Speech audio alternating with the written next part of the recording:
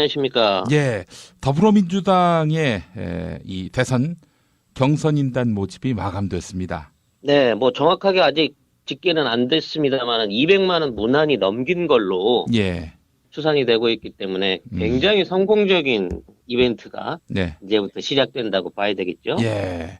뭐 솔직히 저희가 이제 마감 시간 이전에 녹음을 하는 거라 예. 정확한 참여자 수를 말씀드릴 수가 없는 점이 있습니다만은 여간 200만이 넘었습니다.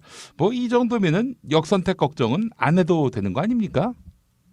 지금까지의 어떤 지지자층의 비율로 봐서는요, 문재인 측 이제 아무래도 그쪽 지지자들 쪽에서 나온 얘기로는 최소 61%에서 음, 55% 이상의 어떤 그 지지층을 확보를 했고, 예, 만일 역선택이 들어올 수 있는 경우를 감안하더라도, 문재인 후보 측이 최소 49.5%에서 51% 이상의 득표율을 확인했다, 예. 이길 수 있다라는 자신감을 보이고 있더라고요. 근데 49%로 만약에 나온다면 참 얄궂은 거 아닙니까? 1차에서.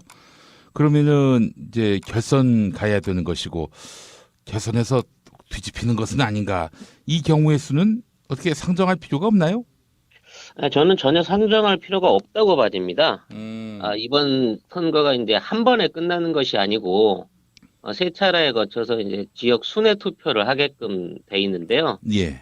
이제 가장 먼저 있을 그 25일부터 26일 날까지 호남 지역에서의 ALS 투표하고 예. 27일 날에 그 오프라인 투표를 통해 가지고 어느 정도의 호남 안에서의 그 대세론에 대한 론이 나온다고 치면 예.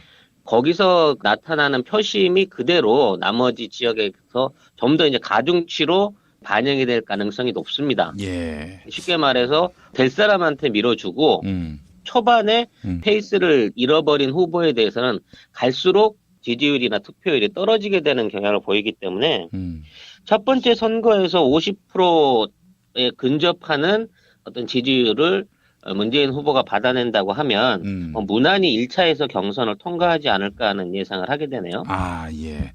밴드웨건 효과가 상당한 힘을 얻을 것이다.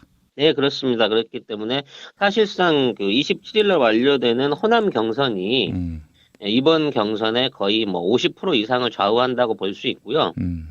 현재 뭐 200만 정도의 그 투표인단으로 감안했을 때 호남 쪽, 그러니까 전남북을 포함한 투표인단이 45만이 넘었다고 지금 집계가 되고 있습니다. 예, 예. 그러니까 전체 11%가 넘는 수치거든요. 전체 선거인단이 2천만이면 4천만 유권자로 따지고 보면 이제 5% 정도에 해당하는데 예. 호남 유권자가 그중에 또 10%를 차지하고 있다는 것이죠. 특히나 호남은 그나마 문 후보가 지금 가장 고전할 것으로 예측이 돼 있는, 그리고 역선택이 가장 많이 일어날 수 있을 것으로 예측이 되는 지역인데요. 예. 현재까지 이 구도를 보게 되더라도 광주가 이제 46대 26대 16, 그리고 전남이 43대 22대 11, 그리고 전북이 51대 19대 12 이 정도의 그 수치를 보여주고 있습니다. 예.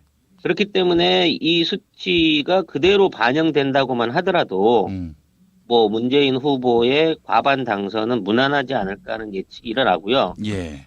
실제 이제 언론이라든지 최근에 어떤 그 여러 가지 잡음 안에서 일으키는 호남의 반문 정서라고 하는 게 막상 그 투표 지지자들 층에서 이거를 개봉을 해 보면 예. 그렇게 그 심각한 수준의 문제가 아니다 하는 걸 볼 수가 있거든요. 실제로 한겨레가 호남 지역 주민들을 만나 봤는데 뭐 최근에 그 전두환 표창 발언 뭐 이런 것들은 크게 뭐 영향이 없다라는 식으로 이야기하는 분들이 다수였다고 하더라고요. 네, 언론이 뭐 굉장히 그 부분에 대해서 부각을 시키려고 노력은 했으나 오히려 미필자였던 두 후보의 어떤 정당성만 더 깎아버리는 그런 이제 역효과를 낸 거고요. 기본적으로 대한민국에 있는 그 유권자의 50%가 남자고 예. 그중에 7, 80%는 다 군대를 다녀온 사람들인데 군대 생활을 잘한 것을 가지고 그거를 뭐 마타도의 대상으로 삼는다고 하면 이거는 뭐 당연히 실패할 수밖에 없는 전략이었고 그에 대한 역풍이 오히려 더 실리적인 호남 유권자들한테 반대로의 그 집중 현상을 만들어내지 않았을까 하는 분석이 충분히 가능한 것 같습니다. 예. 남의 어떤 약점이 자신의 이제 고기로 작용하는, 이건 사실 좀 구태의연한 면이 없지 않아 있죠? 네, 사실 경선을 시작할 때부터 그런 걱정은 있었습니다. 뭐 TV 토론이 이제 5회가 있었고 앞으로도 5회가 더 있을 예정입니다만 토론이 진행되는 초기부터는 뭐 그런 그 인신공격성 발언이라든지 후보자에 대한 적대적인 발언이 이제 조금씩 자제가 돼 있는 상태였는데 아무래도 이제 그 토론이 가열되기 시작하면서부터 그 아무리 약세에 있는 후보들 쪽에서도 그런 공세적 경향이 나타나고 있었는데요. 그 부분을 이제 완전히 배제하고 타인에 대해서 그러니까 타 후보에 대해서 인신공격을 전혀 배제한 문재인 후보의 어떤 선거 정책 내지는 토론의 기본적인 정책이 오히려 토론에는 가장 불리할 것으로 여겼던 문재인 후보가 토론 후에 오히려 더 가장 안정적인 후보로 주목을 받게 되는 또 그런 이변의 결과를 낳고 있습니다. 아, 혹시 이게 전두환 표창 발언이 의도된 것은 아니었을까요? 글쎄요, 그런 식으로 이제 이용할 거라고는 생각을 못 하는 부분인데, 저쪽에서 전두환에 연관해서 그 문재인을 붙여서 비판하는 방식이 사실은 너무 비논리적인 거거든요. 76년도, 5년도 때 군 복무를 했고, 거기서 무슨 뭐 품행 단정이나 이런 게 아니라 실제 폭파에 관한 그 실무적인 경연대회를 해서 1위를 해서 군 역사상 처음 있을 정도의 압도적인 1위를 해서 사병이면서 이 표창을 받을 수 있게 됐다라는 일종의 그 전설 같은 기록을 남긴 그 문재인 후보의 수상을 4년 후에 쿠데타를 해서 광주 학살을 일으킨 원흉한테 표창을 받았다는 식으로 갖다 붙이는 거는 누가 생각해도 논리적으로 맞지 않는 비판이었기 때문에 이런 식의 공세는 오히려 이런 공세를 폈던 국민의당이나 다른 후보들한테는 네. 굉장히 역효과를 발휘했을 것으로 판단이 됩니다. 예, 그렇군요.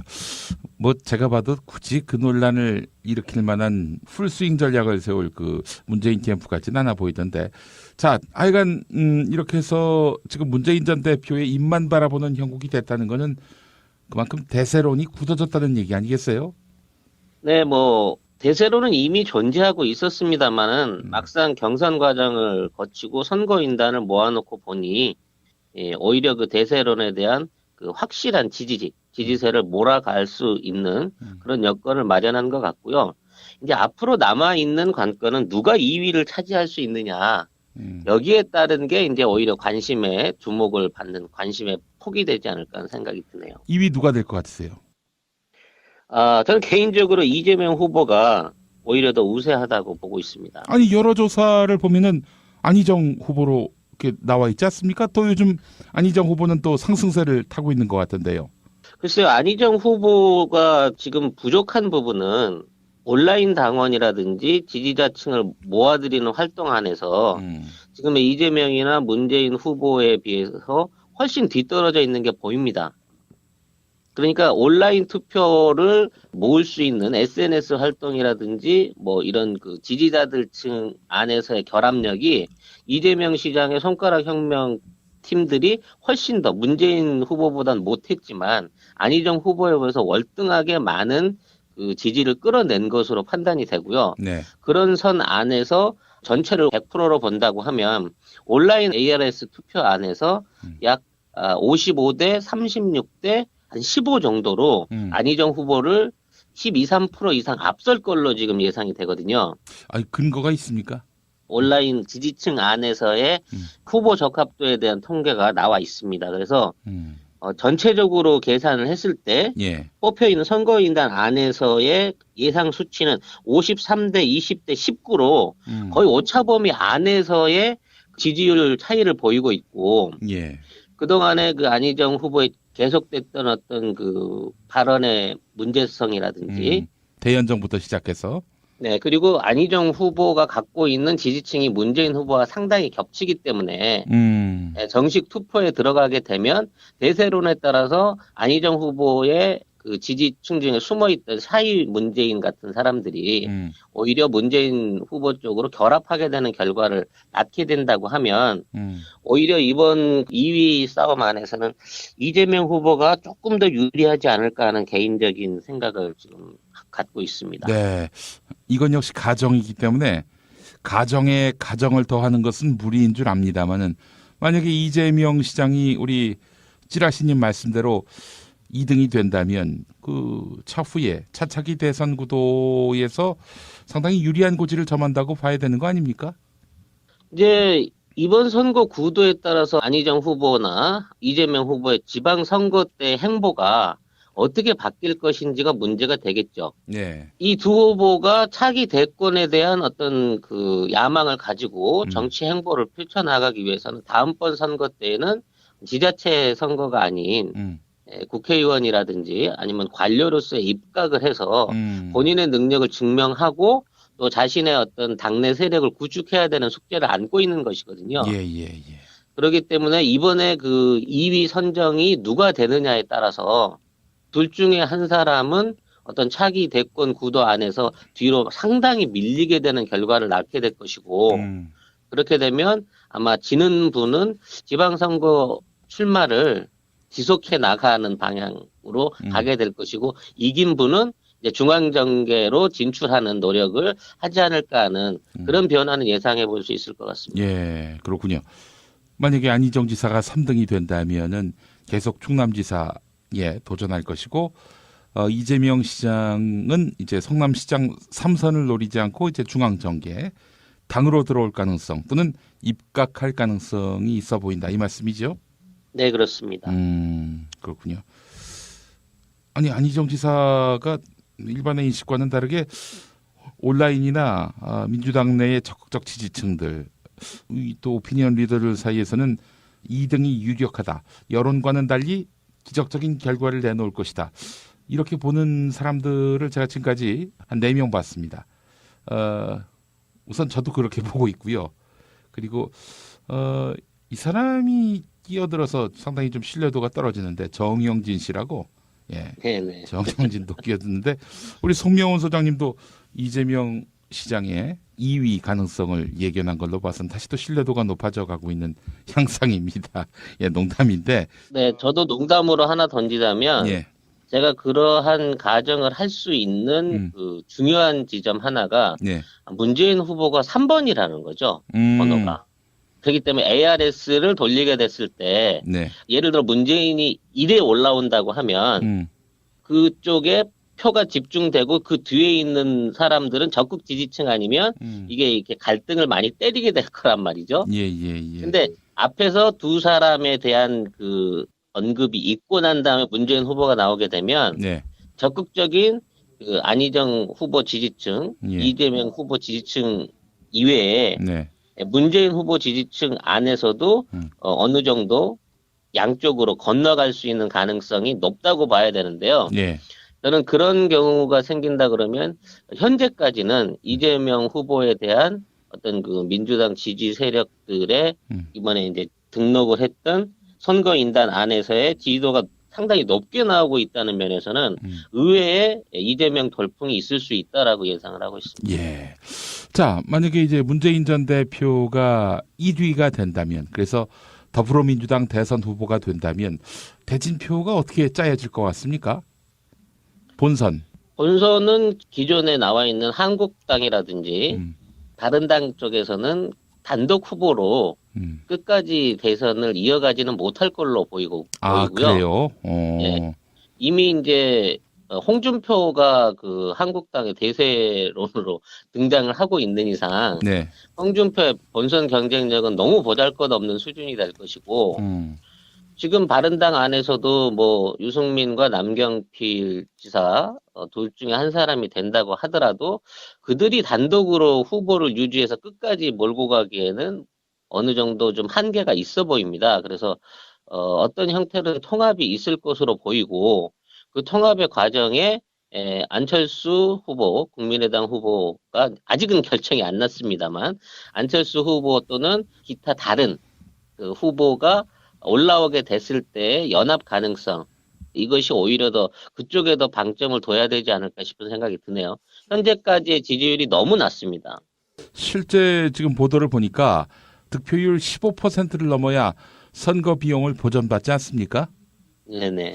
그런데 지금 뭐 자유당도 바른정당도 그리고 국민의당도 이건 뭐 자신을 못하는 형편이에요. 15% 단독으로 득표율을 얻는다는 것이.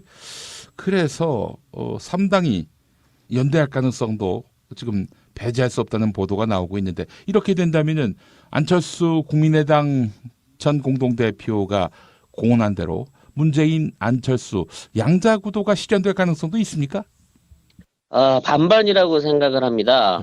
왜냐하면 안철수 후보가 지금의 그 바른당이나 한국당을 끌어안기에는 그 사람이 주창해왔던 새정치에 대한 너무 그 화학적인 갭이 다른 거거든요. 아, 그렇죠. 그러니까 네. 물리적으로 결합할 수는 있을지 몰라도 이 세 당이 화학적인 결합을 통해서 어떤 공동 전선을 만들어 간다, 이거는 야합 말고는 다른 단어를 붙일 수가 없는 겁니다. 그렇죠. 예. 그런 전통성 없는 정당으로 또 그런 정당을 위시로 해서 후보로 나오게 된다면 또 민심에 엄청난 폭격을 받게 될 거고요. 그건 차라리 셋이서 완주하는 것보다 합쳤더니 더 모질애더라라는 결과를 만들어낼 수도 있는 거거든요. 그래서 저는 최소한 그 국민당과 바른정당 정도 아니면 한국당과 자유당 정도의 합당은 뭐 가능할 수 있을 걸로 봅니다만 예. 이 세 당이 한꺼번에 합쳐진다는 가정은 상정하기 어렵지 않나 그런 예상이 듭니다. 예. 알겠습니다. 대략 그림이 좀 보이는 것 같군요. 여하간 어제 박근혜가 이제 검찰에 소환이 됐고요. 박근혜 시대는 이로써 이제 한 페이지를 넘어간 듯한 그런 느낌도 받았습니다. 뭐 구속 여부가 관건이긴 하겠습니다만은 예. 이제는 새로운 시대, 본격적인 대선 국면에 접어들었는데 이건 뭐 뭘 해도 안 되는 그런 보수의 완패 구도가 형성돼 있다. 이렇게 봐야 할 것이고요. 이제 변수라면은 더불어민주당 내에서 누가 2등을 하느냐. 그리고 비더불어민주당 계열의 정당에서 또 정치 세력에서 단일 후보가 나올 수 있을지 여부. 이것도 역시 또 하나의 그 관심사가 아닐까 싶은데 뭐 대략 이렇게 정리하는 게 맞겠죠? 네, 어차피 이제 전국 정당화를 이뤄냈고 지금의 이제 민주당의 어떤 그 인기는 사실상 그 수권 정당으로서의 어떤 그 가치를 충분히 구현했다고 볼 수 있을 정도고요. 예. 사실 그 4천만의 유권자 중에 200만의 그 자체적인 그 지지 유권자를 모아서 정치적 실험을 할 수 있다는 이 얘기는 이 안에서 도출될 수 있는 표본 안에서의 지지율이 거의 전국민 지지율과 마찬가지라고 볼 수 있는 그런 그 가능성이 있기 때문에 전 국민 지지율. 네, 왜냐면 200만 명 이상의 표본을 놓고 우리가 여론조사를 해보거나 거기에 대한 지역적인 여론이라든지 지지도를 조사해본 바가 없지 않습니까? 그렇죠. 예. 여기서 나타난 지지율 도표가 본선에 들어갔는데 전혀 엉뚱하게 나타난다는 것은 통계학적으로 있을 수 없는 얘기고요. 예. 지금 있는 그 민주당의 어떤 경선 발표 내용들이 그 지지도가 거의 이제 본선에서도 그대로 적용될 가능성이 높기 때문에 사실상의 예비 선거에서 이번 예비 경선 안에서 어떤 대통령 선거의 전체적인 투표율, 득표율도 예상이 가능한 수준으로 추론이 될 수 있을 것 같습니다. 기왕 이번에 투표하는 김에 그 각 부처 이름을 적어놓고 옆에 공란을 둔 다음에 어떤 사람이 이 부처의 장관이 됐으면 좋겠느냐. 그것도 한번 여쭤봤으면 좋겠어요. 그래서 국토교통부 장관 옆에 김용민 뭐 이렇게 적는다든지 뭐 어떨까요? 선관위원장을 저는 추천을 드리고 싶은데 이제 역효과를 낸 거고요. 기본적으로 대한민국에 있는 그 유권자의 50%가 남자고 예. 그중에 7, 80%는 다 군대를 다녀온 사람들인데 군대 생활을 잘한 것을 가지고 그거를 뭐 마타도의 대상으로 삼는다고 하면 이거는 뭐 당연히 실패할 수밖에 없는 전략이었고 그에 대한 역풍이 오히려 더 실리적인 호남 유권자들한테 반대로의 그 집중 현상을 만들어내지 않았을까 하는 분석이 충분히 가능한 것 같습니다. 예. 남의 어떤 약점이 자신의 이제 호기로 작용하는 이건 사실 좀 좀 구태의연한 면이 없잖아 있죠. 네, 사실 경선을 시작할 때부터 그런 걱정은 있었습니다. 음, 뭐 TV 토론이 이제 5회가 있었고 앞으로도 5회가 더 있을 예정입니다만 토론이 진행되는 초기부터는 뭐 그런 그 인신공격성 발언이라든지 후보자에 대한 적대적인 발언이 이제 조금씩 자제가 돼 있는 상태였는데 아무래도 이제 그 토론이 가열되기 시작하면서부터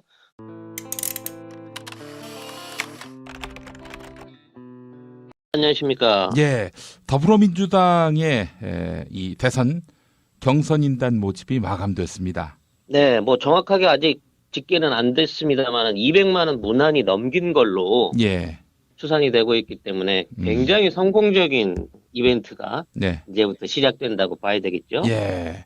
뭐 솔직히 저희가 이제 마감 시간 이전에 녹음을 하는 거라 정확한 참여자 수를 말씀드릴 수가 없는 점이 있습니다만은 여간 200만이 넘었습니다. 뭐 이 정도면은 역선택 걱정은 안 해도 되는 거 아닙니까?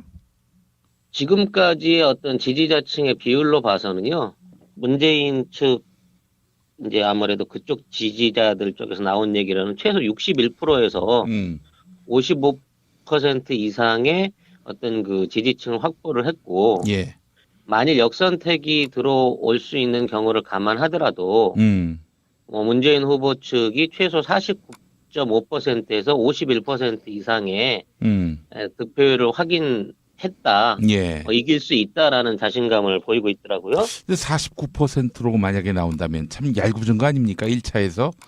그러면은 이제 결선 가야 되는 것이고 결선에서 뒤집히는 것은 아닌가. 이 경우의 수는 어떻게 상정할 필요가 없나요? 저는 전혀 상정할 필요가 없다고 봐집니다. 음. 이번 선거가 이제 한 번에 끝나는 것이 아니고 세 차례에 거쳐서 이제 지역 순회 투표를 하게끔 돼 있는데요. 예. 이제 가장 먼저 있을 그 25일부터 26일 날까지 호남 지역에서의 ALS 투표하고 예. 27일 날에 그 오프라인 투표를 통해 가지고 어느 정도의 호남 안에서의 그 대세론에 대한 론이 나온다고 치면 예. 거기서 나타나는 표심이 그대로 나머지 지역에서 좀 더 이제 가중치로 반영이 될 가능성이 높습니다. 예. 쉽게 말해서 될 사람한테 밀어주고 초반에 페이스를 잃어버린 후보에 대해서는 갈수록 지지율이나 투표율이 떨어지게 되는 경향을 보이기 때문에 첫 번째 선거에서 50%에 근접하는 어떤 지지율을 문재인 후보가 받아낸다고 하면 무난히 1차에서 경선을 통과하지 않을까 하는 예상을 하게 되네요. 아, 예. 밴드웨건 효과가 상당한 힘을 얻을 것이다. 네, 그렇습니다. 그렇기 때문에 사실상 그 27일 날 완료되는 호남 경선이 이번 경선에 거의 뭐 50% 이상을 좌우한다고 볼 수 있고요. 현재 뭐 200만 정도의 그 투표인단으로 감안했을 때 호남 쪽, 그러니까 전남북을 포함한 투표인단이 45만이 넘었다고 지금 집계가 되고 있습니다. 예, 예. 그러니까 전체 11%가 넘는 수치거든요. 전체 선거인단이 2천만이면 4천만 유권자로 따지고 보면 이제 5% 정도에 해당하는데, 예. 호남 유권자가 그 중에 또 10%를 차지하고 있다는 것이죠. 특히나 호남은 그나마 문 후보가 지금 가장 고전할 것으로 예측이 돼 있는, 그리고 역선택이 가장 많이 일어날 수 있을 것으로 예측이 되는 지역인데요. 예. 현재까지 이 구도를 보게 되더라도 광주가 이제 46대 26대 16, 그리고 전남이 43대 22대 11, 그리고 전북이 51대 19대 12 이 정도의 그 수치를 보여주고 있습니다. 예.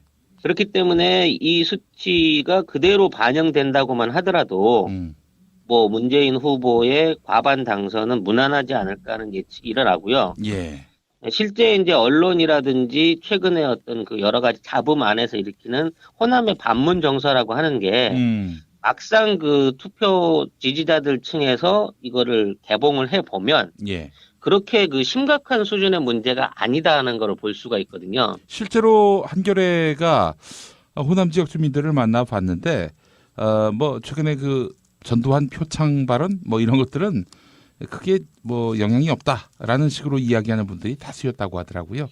네, 언론이 뭐 굉장히 그 부분에 대해서 부각을 시키려고 노력은 했으나 오히려 미필자였던 두 후보의 어떤 정당성만 더 깎아버리는 그런